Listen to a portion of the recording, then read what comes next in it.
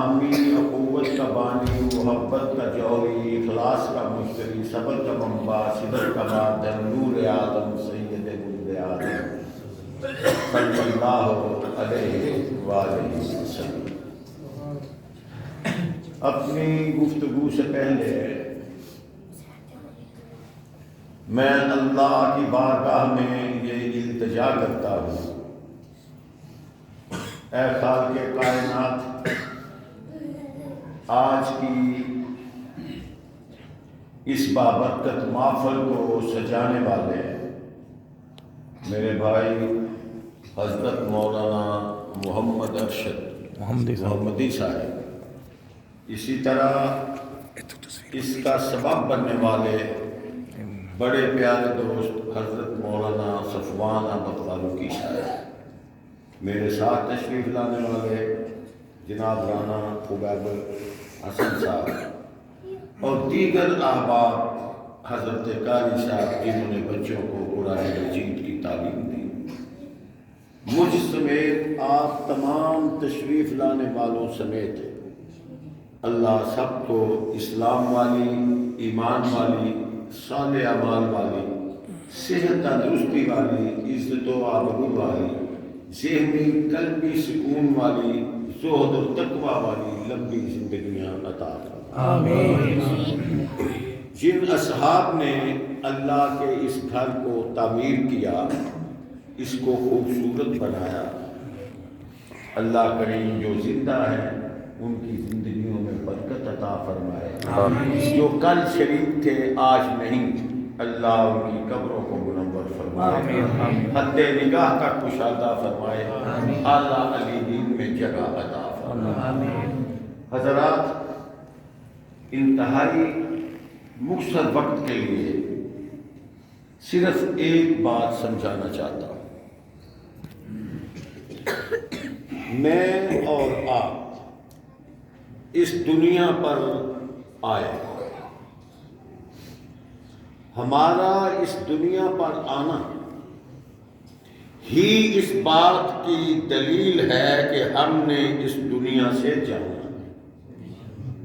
ہر روز اس کا مشاہدہ اپنی آنکھوں سے کرتے اور قرآن و حدیث سے بھی ہمیں یہی درس ملتا۔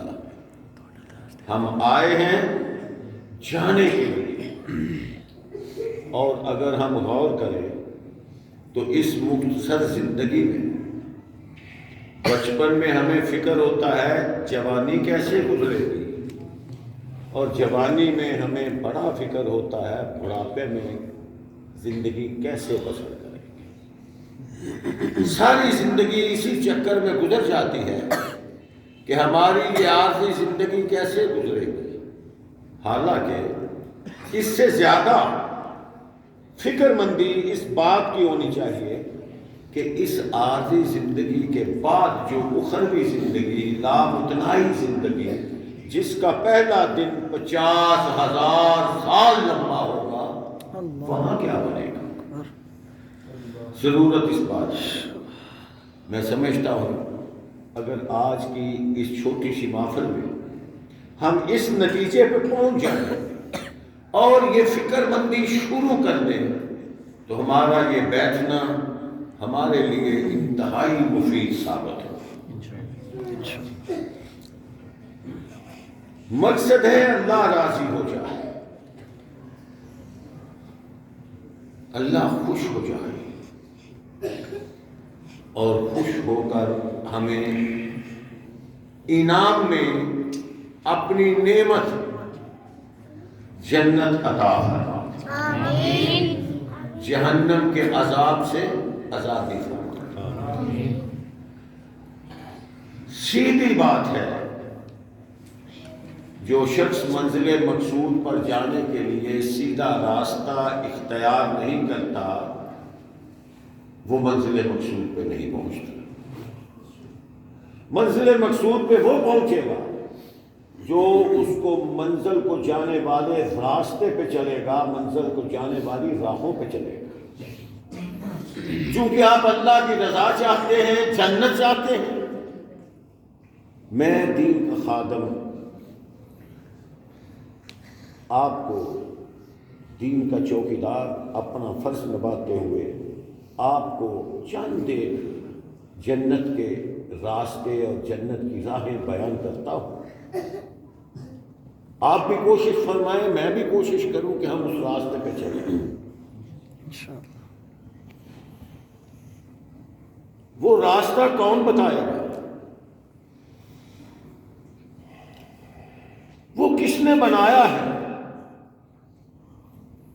جس نے بنایا ہے وہی قبول فرمائے گا، اور جس کو قبول کروانا ہے اس کے بنائے ہوئے راستے پہ ہی چلنا پڑے گا.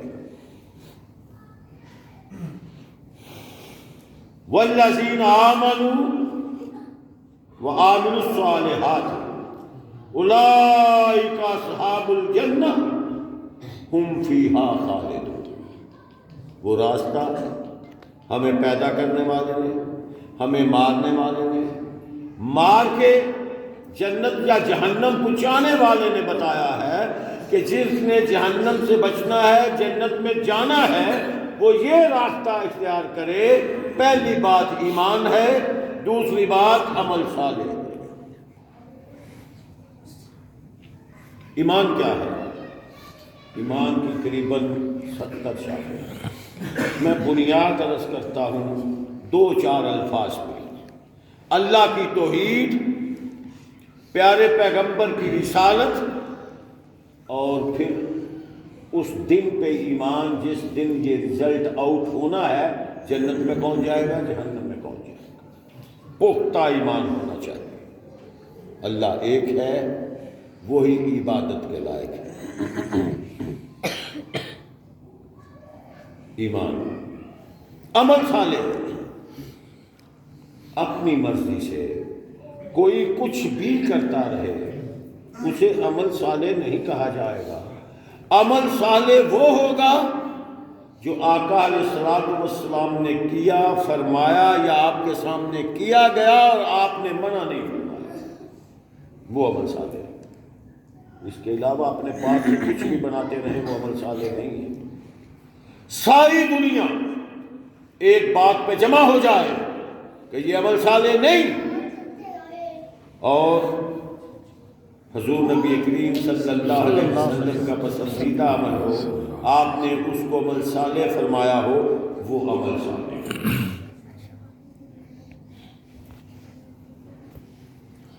تو معلوم یہ ہوا، اگر ہم اللہ کو راضی کرنا چاہتے ہیں، اللہ کی جنت جانا چاہتے ہیں، تو ہمیں ایمان میں پختگی اختیار کرنی چاہیے، اور عمل وہ کرنا چاہیے جو اللہ کو پسند ہے. اللہ فرماتے ہیں میں جنت دے دوں گا. دوسرا راستہ، وَمَن يُطِعِ اللَّهَ وَرَسُولَهُ يُدْخِلْهُ جَنَّاتٍ تَجْرِي مِن تَحْتِهَا الْأَنْهَارُ. اللہ اور اللہ کے رسول صلی اللہ علیہ وسلم کی تابع فرمانی کرنے والا، فرمایا وہ جنت میں جائے.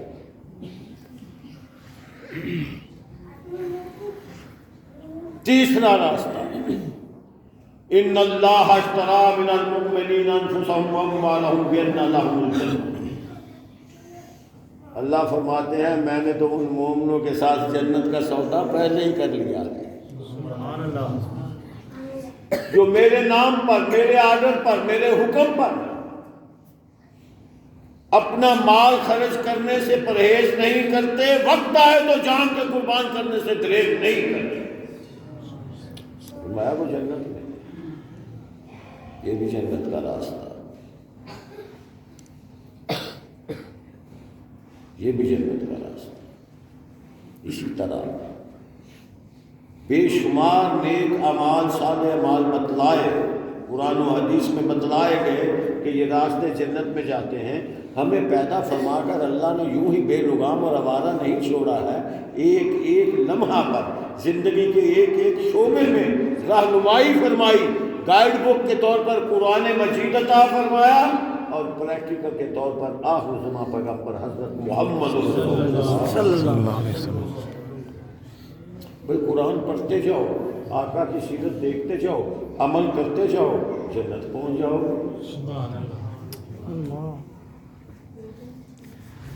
ایک دو مثال حدیث مبارکہ سے پیش کرتا ہوں۔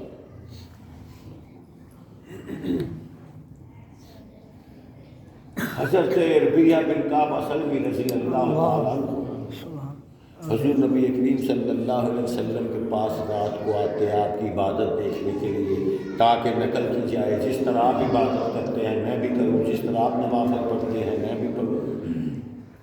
تو آپ کی خدمت کیا کرتے، وضو کے لیے پانی دیا کرتے، دیگر ضروریات زندگی آپ پیش کرتے، خدمت کرتے۔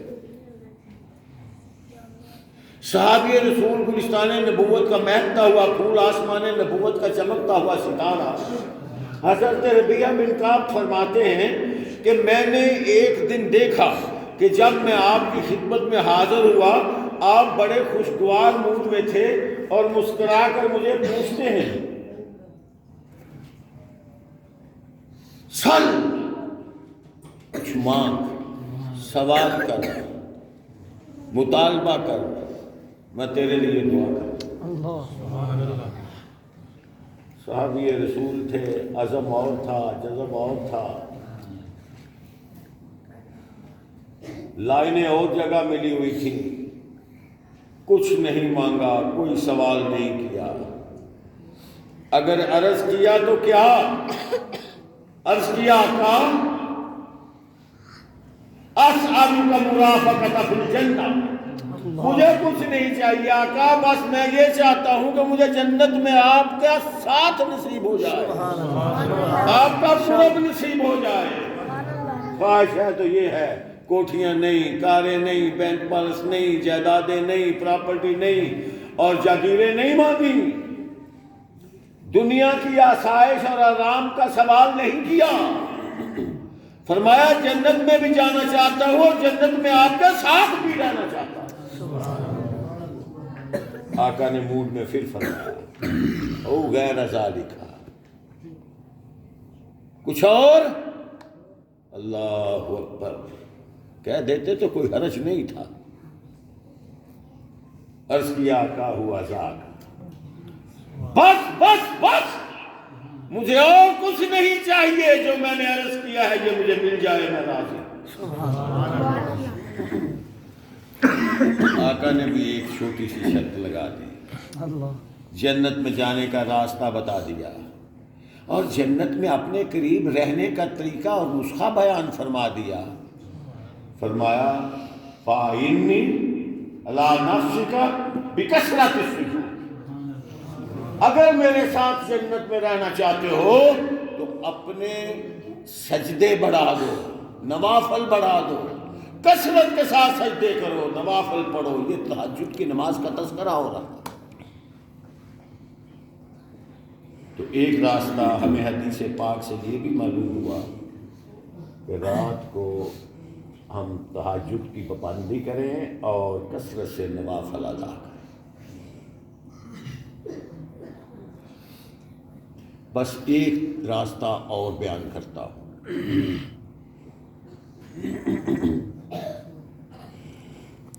کہ جنت میں کس طرح پہنچ جائیں، اللہ کو کس طرح راضی کر لیں، وہ خالق مالک رازق ہم پر کس طرح راضی ہو جائے، ہمیں رضا اور رحمت کے سرٹیفکیٹ عطا فرما دیں۔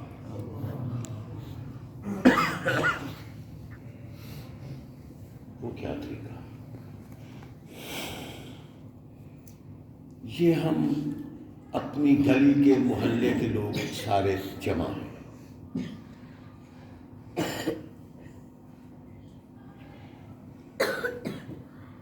کوئی بیمار ہے، کوئی غریب ہے، بیمار کی عیادت کی جائے، غریب ہے اس سے معاونت کی جائے، آپ اپروچیبل ہیں، ایک شخص ہے اس کی کوئی تعلقات الیک سلیک نہیں ہے، اس کا بچہ پڑھ گیا ہے، نوکری کی ضرورت ہے، آپ کی اپروچ ہے، آپ اس کے لیے کہیں گے اس کو نوکری مل جائے گی، بیمار ہے آپ اس کو دوائی لا دیں گے، بچوں کو بوڑھا ہے لاٹھی کے سہارے چل رہا ہے، گرتا پڑتا ہے، آپ سنبھالنا دے کے گھر پہنچا دو۔ کوئی بے گناہ بے تقصیر آج کے ماحول کے مطابق پولیس کے ہتھے چڑھ جاتا ہے، آپ جانتے ہیں یہ صحیح ہے، سچا ہے، بے گناہ بے تقصیر ہے، رگڑا جائے گا، آپ اس کی معاونت فرما دیتے ہیں۔ بچہ انٹیلیجنٹ ہے، اسکول تعلیم حاصل کر سکتا ہے، باپ فوت ہو گیا، ماں اخراجات برداشت نہیں کر سکتی، آپ نے کانوں کان کسی کو خبر نہیں ہونے دی، آپ نے اس کی سکول کی فیس کی ادائیگی کی ذمہ داری اٹھا لی ہے، یہ اندر اندر سارے کام آپ کرتے جا رہے ہیں، یہ بھی جنت کا راستہ ہے۔ کیسے؟ میرے کہنے سے نہیں، حدیث پاک پیش کرتا ہوں، یہ بات سمجھانے کے لیے میں نے آپ کو عرض کیا۔ آقا نے فرمایا جو شخص کسی حاجت مند کے ساتھ اس کی تکلیف کو دور کرنے کے لیے، حاجت کو پورا کرنے کے لیے اس کے ساتھ چلتا ہے، ایک ایک قدم پر جب ایک قدم اٹھاتا ہے 70 گناہ معاف ہوتے ہیں، ایک قدم اٹھاتا ہے 70 نیکیاں ملتی ہیں۔ سبحان اللہ، انشاءاللہ انشاءاللہ۔ اور اگر اس کا کام ہو جاتا ہے، جس کی سفارش کے لیے جاتے ہو، بے گناہ ہے، رہا ہو جاتا ہے، بیمار ہے، تم علاج معالجہ کرتے ہو، ہسپتال جاتے ہو، آتے ہو، واپس لاتے ہو، کس کی سفارش کے لیے سروس کے لیے جاتے ہو، واپس آتے ہو، ایک ہی حدیث کا حصہ، وہ بھی یہ بھی اگلا بھی، فرمایا اگر راستے میں فوت ہو جاؤ تو سیدھا جنت میں جاؤ، سیدھا جنت میں۔ یہ معاشرے کو پاکیزہ اور ہمدرد بنانے کے لیے رہنمائی فرمائی گئی۔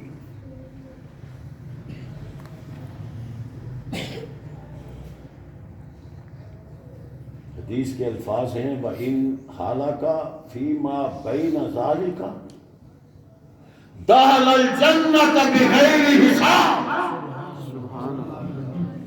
اگر راستے میں اس نیکی کے کام میں موت آ گیا، حساب بھی نہیں ہوگا، دڑال جنت۔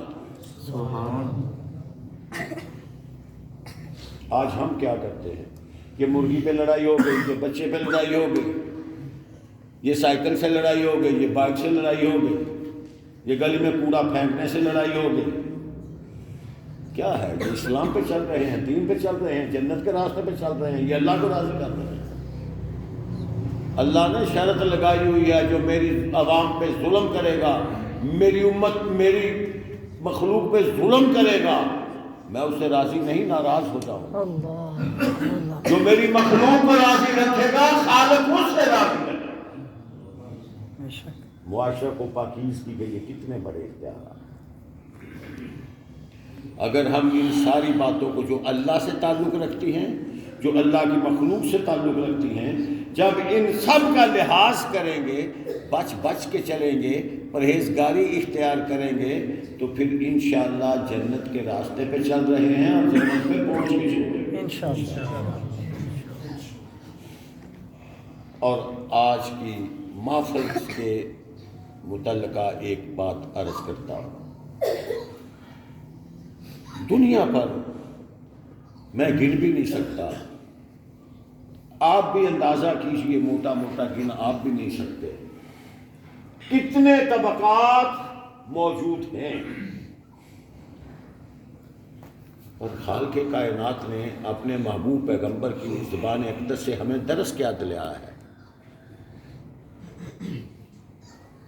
نہیں فرمایا سیاستدان اعلیٰ ہیں، نہیں فرمایا حکمران افضل ہیں، نہیں فرمایا جگیردار افضل ہے، نہیں فرمایا سرمایہ دار افضل ہے، دنیا کے جتنے بھی طبقات ہیں، نہیں فرمایا یہ تو سب سے افضل ہیں۔ اگر سب سے افضل کسی کیٹیگری اور طبقے کو قرار دیا تو فرمایا خیرکم من تعلم القرآن وعلمہ۔ اور تم میں سب سے بہتر وہ ہیں جو قرآن پڑھاتے ہیں اور جو قرآن پڑھتے ہیں، جو قرآن سیکھتے ہیں اور قرآن سکھاتے ہیں، ان کو افضل کہا۔ اللہ اکبر۔ ایک ایک لفظ، ایک ایک حرف پر نیکیاں۔ بھائی کسی کا کوئی دوست لندن گیا ہے، برطانیہ گیا ہے، وہ 4 لفظ زبان سمجھ گیا ہے، لینگویج، وہ انگلش میں لیٹر لکھے۔ میرا آپ سے سوال ہے، تو نتیجہ نکالنا چاہتا ہوں، وہ لیٹر لکھے، آپ کو لیٹر پوسٹ مین دے دے، آپ وہ لیٹر دیکھیں گے کہ فلاں کا آیا اور اسے رکھ دیں گے؟ کیوں بھائی؟ الماری میں، سرہانے کے نیچے، کہیں اور، چلو آیا لیٹر تو کوئی بات نہیں، پڑا رہے۔ آپ فوراً ہمیں انگلش تلاش کریں گے، بھائی یہ لیٹر آیا ہے، میرے پیارے نے، میرے دلارے نے، میرے دوست نے، میرے بھائی نے، میرے بیٹے نے بھیجا ہے، پڑھ کے سناؤ لکھا کیا ہے۔ اسی طرح کو سعودی عرب چلا جائے، وہ عربی میں لیٹر لکھ دے، آپ کڑک قاری صاحب کو لائیں گے، قاری صاحب یہ ہمیں پڑھ کے سناؤ، یہ لو لیٹر ہمارے پیارے بیٹے کا آیا ہے، بھائی کا آیا ہے، اس میں لکھا کیا ہے؟ ٹھیک ہے؟ اسی طرح جو لو لیٹر اللہ نے قرآن کی صورت میں ہمیں دیا، ہمارے تک پہنچایا، ہم نہیں کہتے مولوی صاحب ہمیں پڑھ کے سناؤ اس لو لیٹر میں لکھا کیا ہے۔ کتنے افسوس کی بات ہے۔ میرے جن بیٹوں نے قرآن مجید ناظرہ پڑھا، اللہ برکت دے، یہ ناظرہ پڑھیں، مکمل کریں، پھر ترجمہ پڑھیں۔ اور یہ جو میرے خوبصورت چہروں والے، چمکتی پیشانیوں والے میرے بیٹے، میرے بھائی بیٹھے ہیں، یہ بھی توجہ کریں، پڑھ کے چھوڑ دیا ہوا پھر ریویژن کریں، اور قاری صاحب سے فرمائیں کہ مجھے ہمیں ترجمہ پڑھائیں، پھر ہمیں پتہ لگے گا کہ یہ اللہ کریم نے ہمارے نام لیو لیٹر جو لکھا ہے اس میں کیا کیا لکھا ہے۔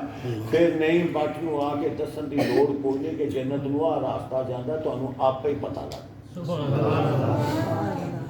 اس لیے نہ میں وعدہ لیتا ہوں، نہ میں ہاتھ اٹھواتا ہوں، بس گزارش میں نے کر دی ہے، کہتے ہو تو دستبستہ گزارش کر دیتا ہوں کہ جو نہیں پڑھ رہے وہ پڑھیں، جنہوں نے ناظرہ پڑھ لیا ہے وہ ترجمہ پڑھیں، انشاءاللہ جس طرح جہاں کٹھے بیٹھے ہیں جنت میں بھی کٹھے بیٹھے ہیں انشاءاللہ۔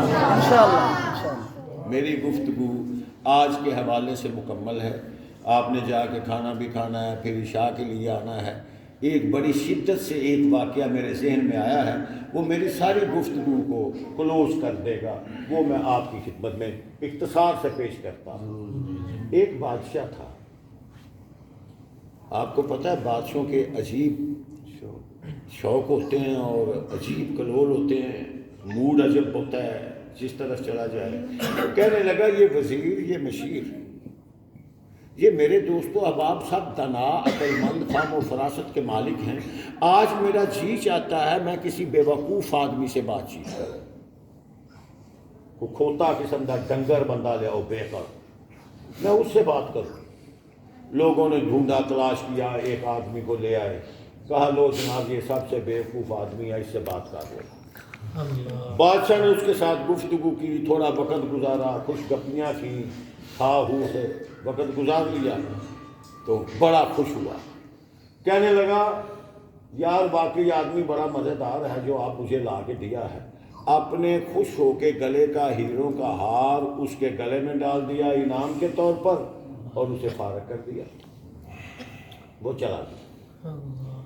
کچھ سال گزرے، وہ بادشاہ کافی بیمار ہو گیا، ملک میں علاقے میں شور مچ گیا کہ بادشاہ آخری لمحات پہ ہے، سخت بیمار ہے، اب صحت یاب نہیں ہو پائے گا، سیریس حالت ہے۔ اس نے بھی سنا، اس بیوقوف آدمی نے جس کو ہار انعام ملا تھا، دل میں خیال آیا یار بادشاہ تھا، اس نے مجھے انعام دیا تھا، تو چلو میں بھی اس کی تیمارداری کر لوں۔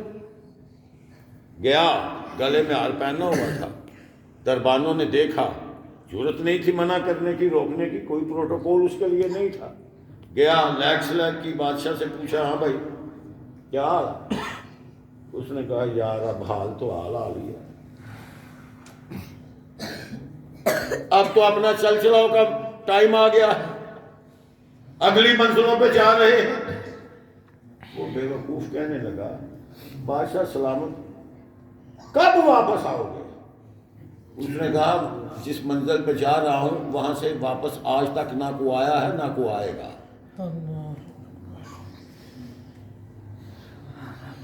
کہنے لگا پھر وہاں رہائش کے لیے آپ نے کوئی بندوبست کیا، کوئی محلات، کوئی کوٹھیاں؟ مایوسی سے کہتا ہے نہیں، مایوسی سے کہتا ہے نہیں۔ اس بے وقوف نے گلے سے ہار اتارا اور بادشاہ کے گلے میں ڈال کے کہتا ہے مجھے تو ساری دنیا پر تیرے سے زیادہ بے وقوف کوئی آدمی نظر نہیں آتا۔ اس عارضی دنیا کے لیے اتنا کچھ بنایا، جس منزل پہ جا رہا ہے پلٹ کے نہیں آنا، ادھر ہی رہنا، اس کے لیے کچھ نہیں بنایا۔ تیرے سے بے وقوف کوئی نہیں، یہ ہاتھ تجھے سجتا ہے۔ السلام علیکم۔ حضرات، ہم بادشاہ بنے پھرتے ہیں، کہیں ایسا نہ ہو کہ ہم بھی یہاں کی زندگی کے بارے میں فکر کرتے رہیں اس بادشاہ کی طرح اور اپنی زندگی کے لیے کچھ بھی نہ کریں تو پھر پچھتانا ہوگا۔ اللہ مجھے آپ کو یہ چند باتیں سن کر عمل کی توفیق عطا فرمائے۔ جو آپ قرآن مجید نازلہ پڑھیں گے پھر ترجمہ پڑھیں گے، اس پر عمل کی کوشش کریں گے۔ کس طرح؟ مجھے یہ عام دنیاوی بادشاہ کی بات سناتے سناتے کچھ شرم جھجک یا ایک تصور آیا کہ کسی بڑی شخصیت کا بھی تذکرہ ہوا ہوتا۔ 1-1.5 منٹ میں حضرت عمر فاروق رضی اللہ تعالیٰ عنہ کی سیرت کا 1-1.5 منٹ میں ایک واقعہ عرض کرتا ہوں اس قرآن سے لگا۔ مسجد سے نکلے گھر جا رہے تھے، اچانک گلی میں کھڑے ہو گئے، دیکھتے ہی دیکھتے دیوار کے ساتھ ٹیک لگا لی۔ چند سیکنڈ کھڑے ہوئے تو بیٹھ گئے، قدموں نے بدن کا بوجھ اٹھانے سے انکار کر دیا۔ لوگوں نے دیکھا، بھاگے، آئے، پکڑا، اٹھایا، گھر پہنچایا۔ پوچھا امیر المومنین تو اچانک تکلیف لاحق ہو گئی ہے؟